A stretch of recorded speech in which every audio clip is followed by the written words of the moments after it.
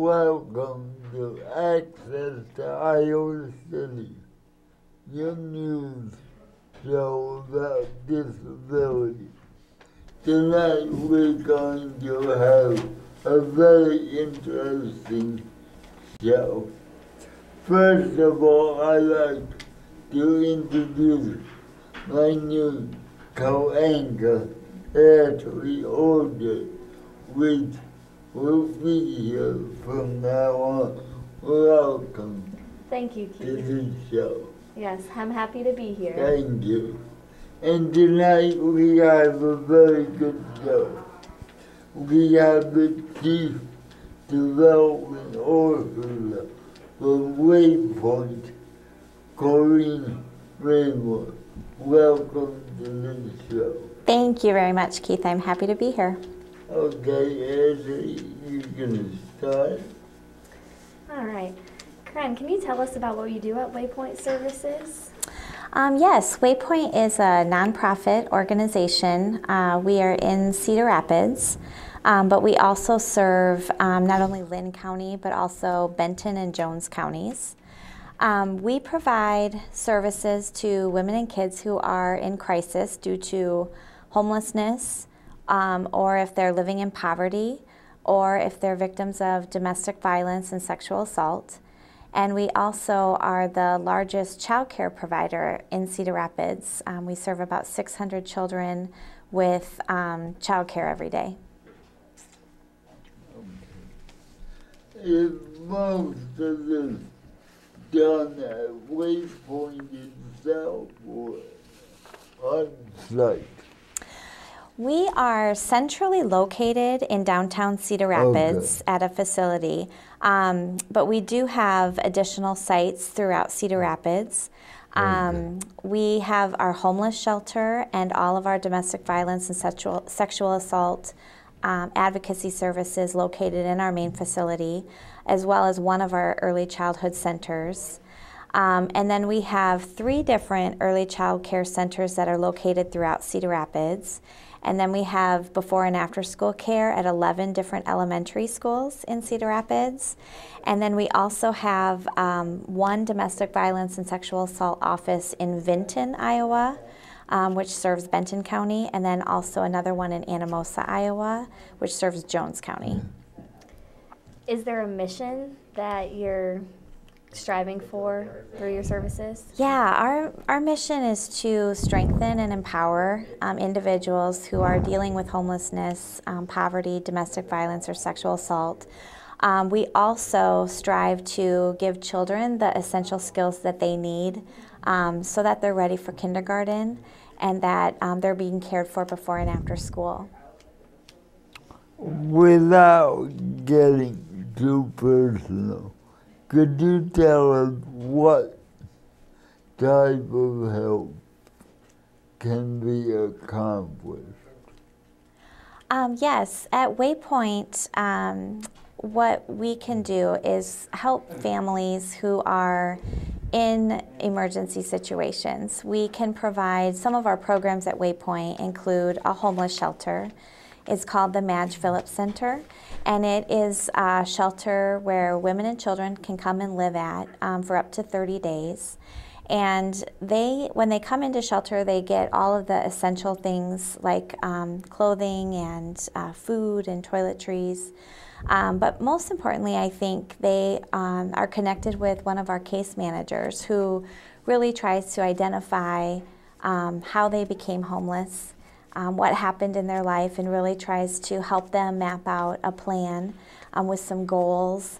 Not only is it where do you want to be in the next 30 days while you're living here, but where do you want to be in 6 months and where do you want to be a year from now, and trying to get those balls in motion for them and to eliminate some of those barriers that they're experiencing.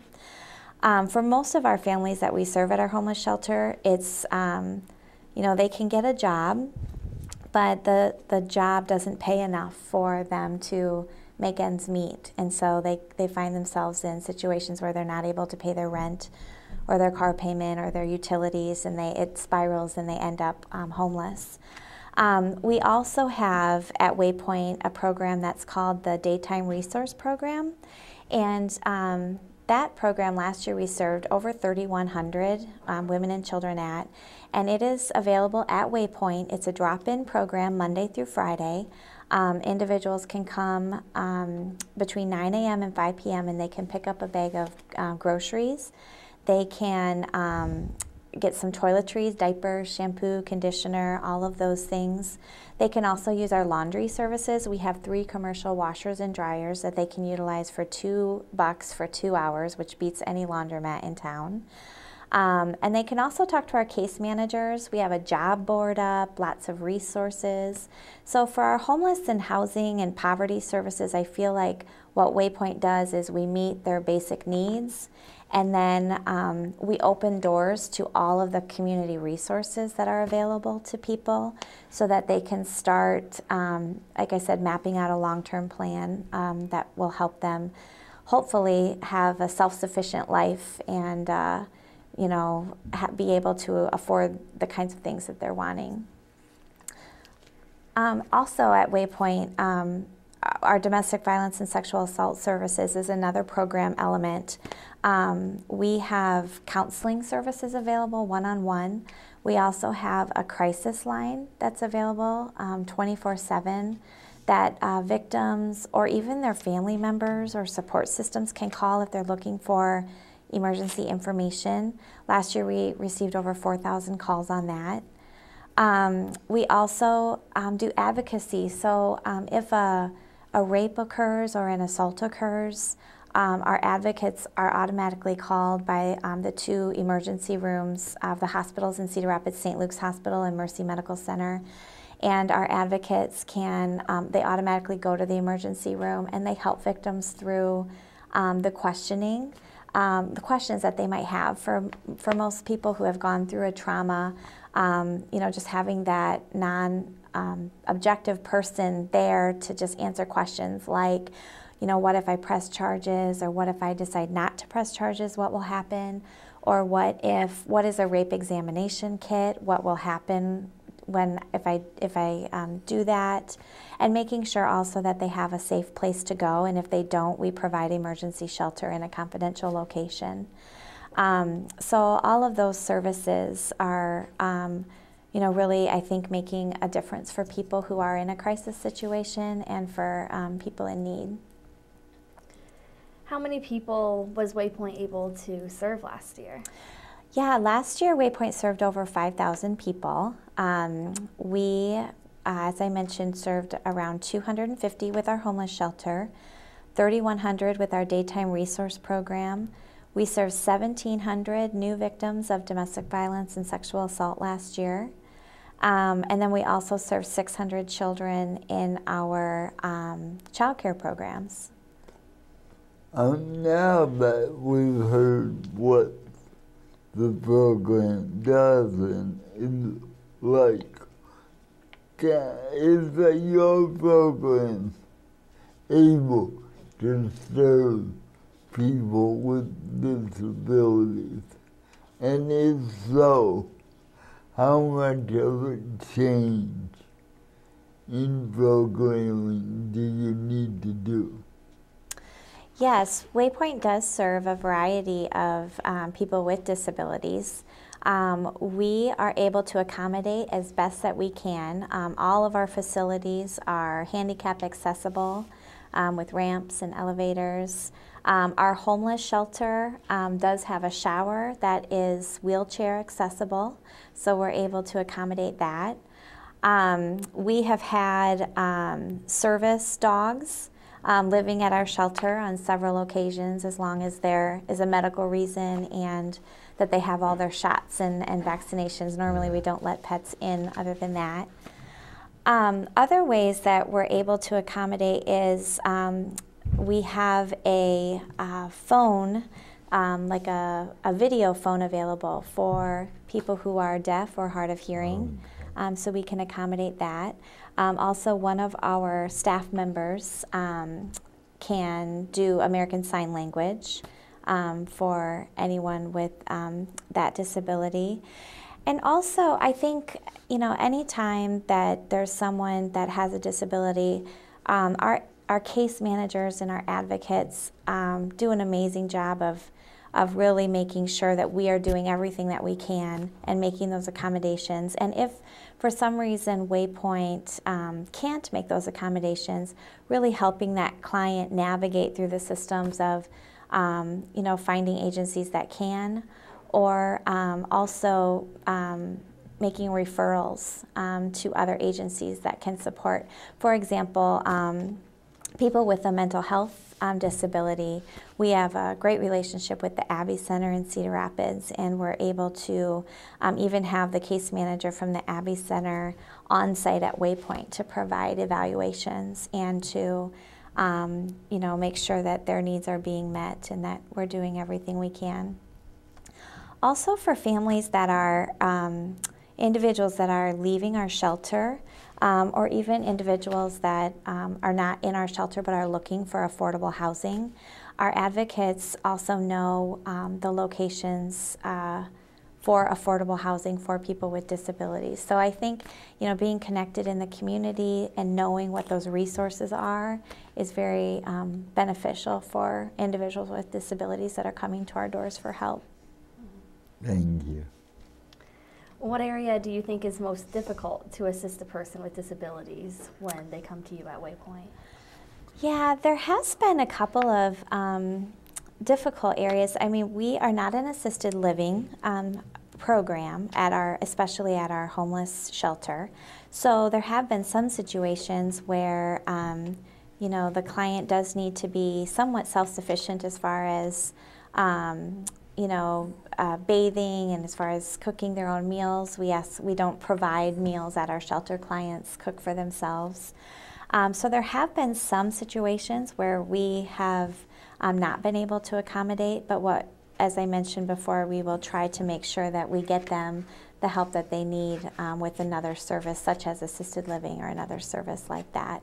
And also, I think mental illness can be a difficult disability to serve. I think oftentimes it can go unidentified for a period of time, especially when our case managers are just starting to work with the client. And so helping clients navigate that and getting to their appointments and making sure that they're getting their needs met, we do our best there as well. What did the prohibitor do if that individual had aid come in and do what they can't? Yes, if that service were available, we would definitely welcome that and accommodate it. Okay. Mm-hmm. In doing some research, we found that Waypoint has regular support group meetings. Can you tell us what happens with those support groups without getting too personal? Yeah. We have support groups at Waypoint on Monday and Tuesday evenings, and they are available for individuals who have experienced a violent, controlling relationships for domestic violence. We also have support groups for individuals who have experienced sexual assault, which could include a one-time occurrence, or it could include child molestation, or child abuse. And so our support groups are available really to, just to help people understand that they're not alone. And I think for a lot of people that attend our support groups, it's really a place for healing for them to share their story and share it in the company of people that really have been in their shoes and understand their perspective and where they're coming from. I think it is a support that many of our clients have used for years as they're going through their healing of their trauma. And I think that it's really a nice network for a lot of our families. We also provide support groups. We have a group for children who have witnessed violence in their home. And so that's for children aged 5 through 12. And our advocates just do different activities for the kids. You know, we know that domestic violence is a learned behavior. So if kids are experiencing and witnessing domestic violence in their homes, they are more likely to grow up thinking that that's a normal relationship and that that's how you be in a relationship and how you treat one another. And so, you know, our support groups are one way, along with doing a lot of community prevention efforts in the schools, in elementary schools, middle schools, high schools, even at the college level, really trying to help our youth identify what are the qualities of a healthy relationship and what are the qualities of an unhealthy relationship, and having them be able to identify that, and maybe identify that, you know, they may not have the best example of that in their homes, may help give them a new perspective on what a healthy relationship is, so that when they grow up to be adults, they can use some of those qualities in their relationships. Do any of these clients that are going to the support groups ever experience post-traumatic stress disorder? And Yes. Are they trying to cope with that ever? Yes, we do have a lot of clients that are experiencing that attend our support groups, and you know, our advocates are able to support them through that one-on-one also, and kind of develop some coping skills and some identifying what those triggers might be for them. And so they're able to better cope with them going forward as they're on their healing journey. Are most or all these programs open to people with disabilities?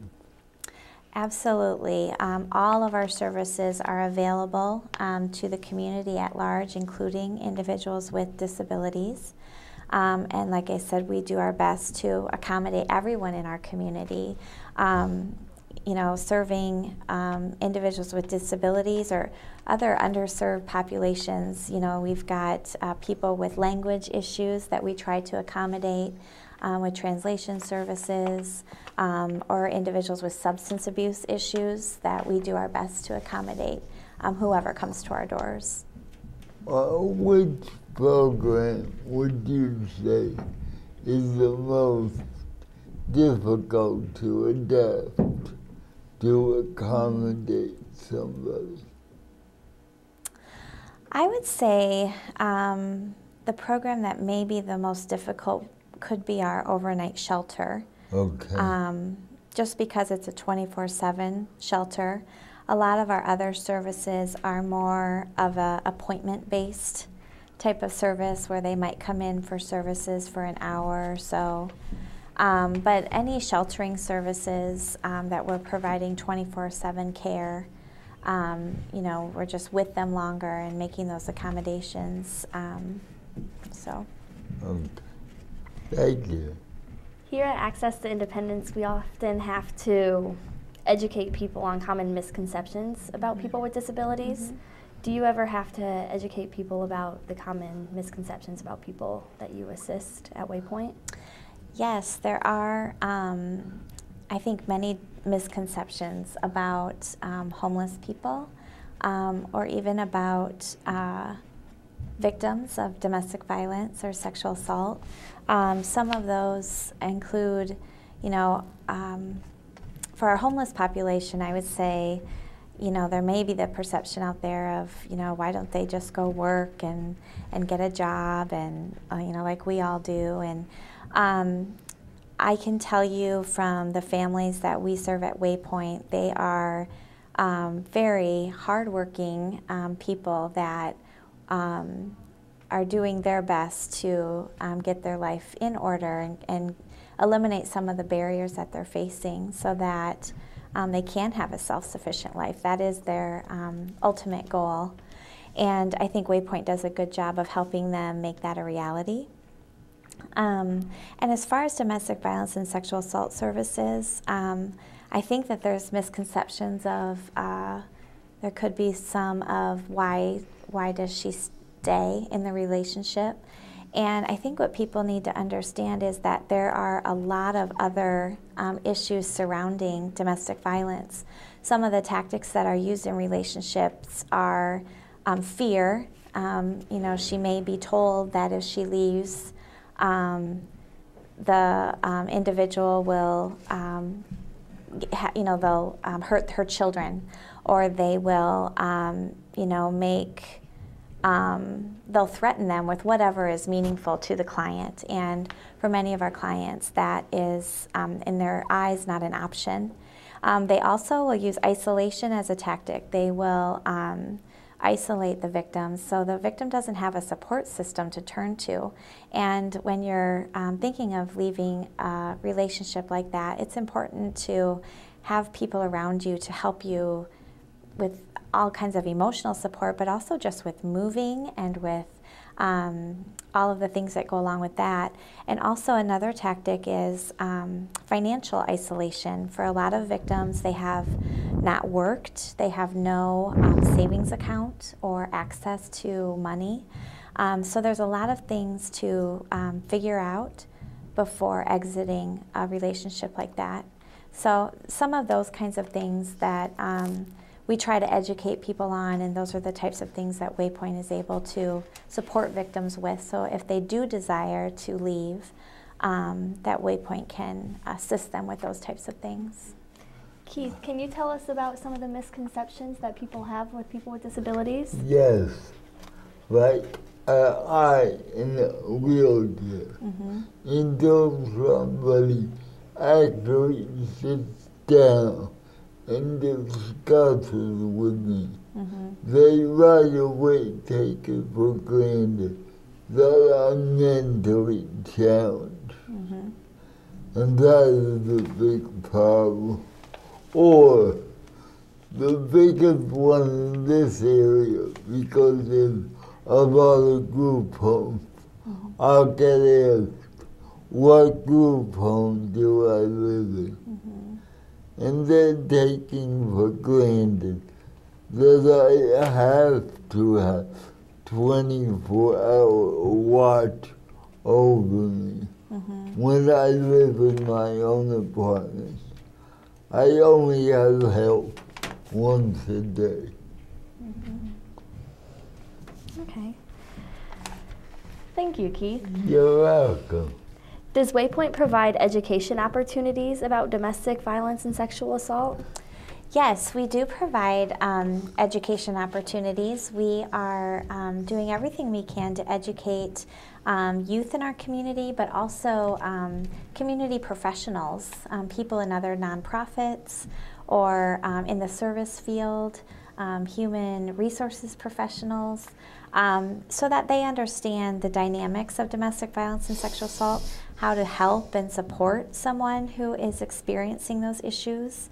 And also, especially for our youth, educating them on healthy and unhealthy relationships is very important to what we do. Our ultimate goal, of course, is to put ourselves out of business and not have domestic violence and sexual assault support services needed. But, you know, we'll take it a piece at a time, I guess, as we work to educate a new generation on healthy relationships.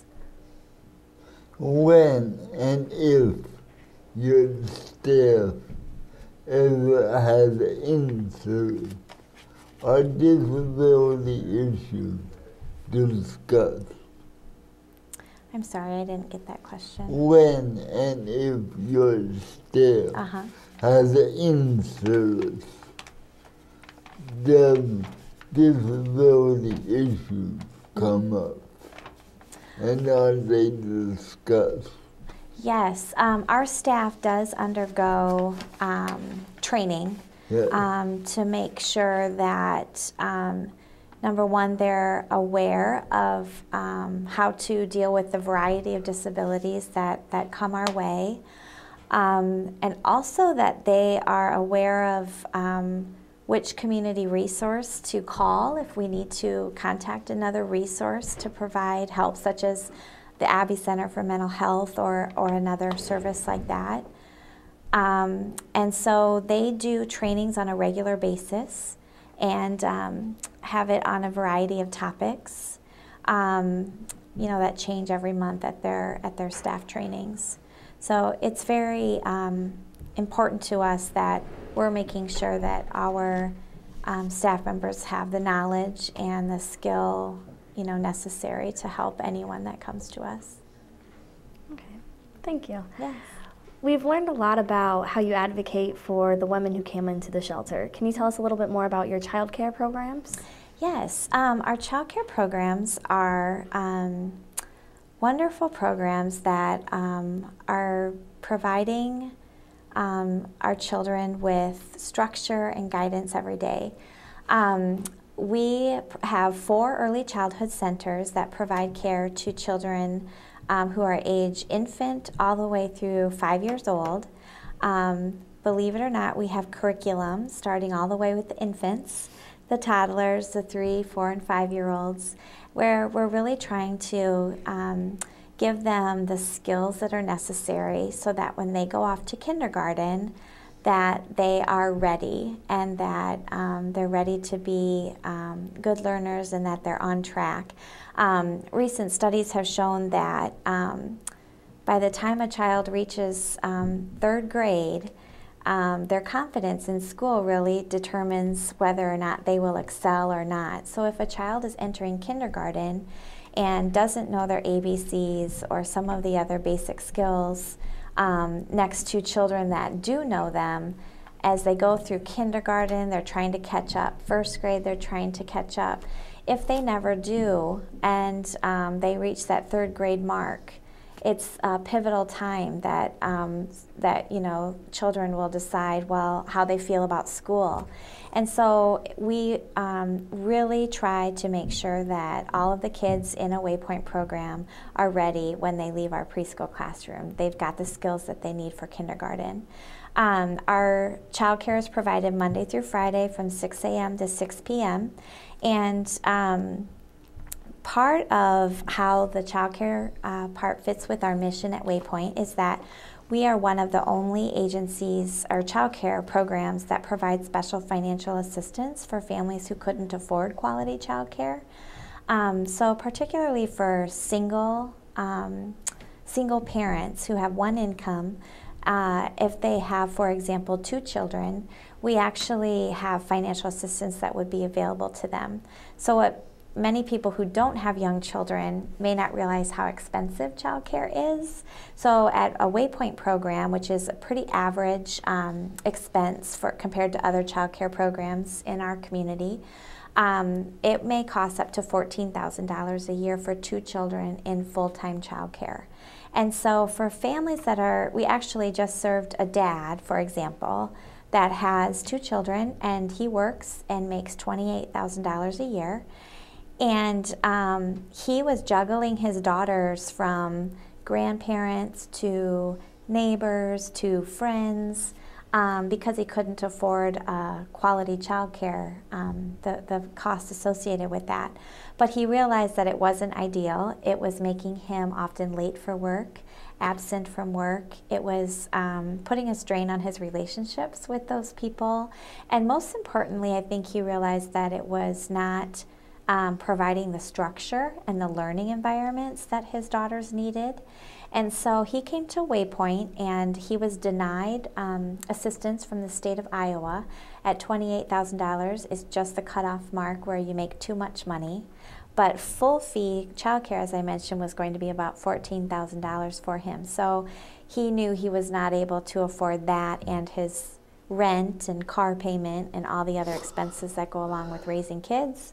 So he brought his denial letter to Waypoint, and then Waypoint set him up on a sliding fee. So instead of his child care being, say, $250 a week, it got dropped down to $90 a week. So that helps him with his monthly budget, helps him be a better employee because he's got reliable child care.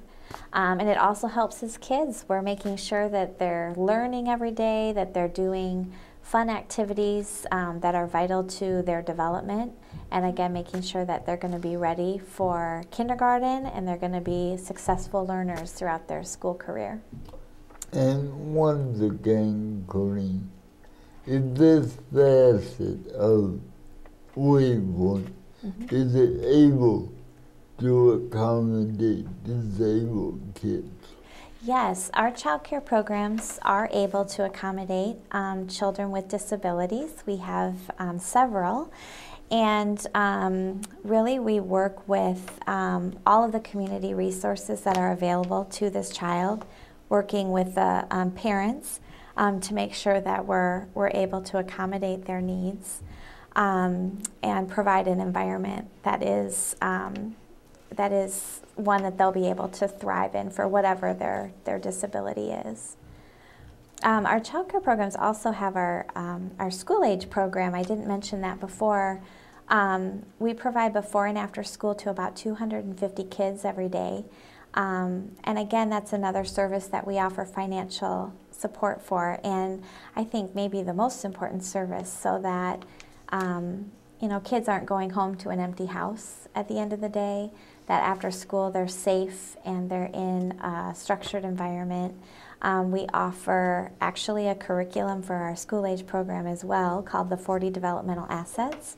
So our teachers in those programs are really trying to help kids grow to be responsible, caring, and healthy adults through their different activities that they do in those programs. Thank Okay. you. Now, a program like this has to have all kinds of volunteer opportunities. Can you tell us about a few of those? Yes. Last year, Waypoint had over 400 volunteers that helped us fulfill our mission. We couldn't do it without them. We have a lot of different opportunities throughout the year. Our most utilized one is in August. We have a back-to-school drive to provide school supplies to all of the kids that we served. Last year, we provided school supplies to about 500 kids. And then at Christmas time, we do a gift distribution for our families that can't otherwise afford holiday gifts. And so the community comes together and donates holiday gifts.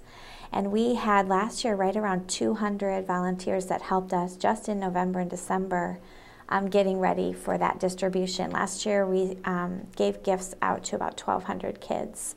So that's a very big opportunity and a really fun way for people to get involved around the holidays. It's such a giving time of the year anyway, and to see families coming down and volunteering and helping us sort presents and gift wrap and helping clients select items. We also have other opportunities throughout the year. We're always looking for help with our food pantry, sorting food and donations. We are always also looking for volunteer domestic violence sexual assault advocates. We actually offer a 32-hour training to anybody who is interested in being a volunteer advocate. And our volunteer advocates help us with medical advocacy, so they can be on call to go and do medical advocacy at the hospitals. They also will help us with answering our crisis line. Our crisis line is answered 24/7, and it helps our advocates if we've got volunteers to take some of those shifts so that they're not on call as often. And so that's a great support to us as well, having those volunteers. Well, Corinne, we're getting toward the end of the show.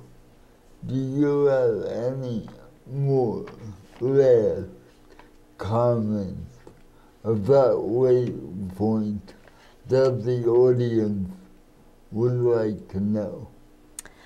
I'm privileged to be here today just to share our mission and to share with the community what we do at Waypoint, and to make sure that everybody knows that we're there and we're available if anybody ever needs us and needs our services, and appreciate the opportunity to be here today. I think that'll be all. Thank you, Corinne, for showing us that you are available for people with disabilities as well as everyone else. Absolutely. Thank you. And thank you out there in the audience. We hope you learned a little more about the world of disability. Thank you and good night.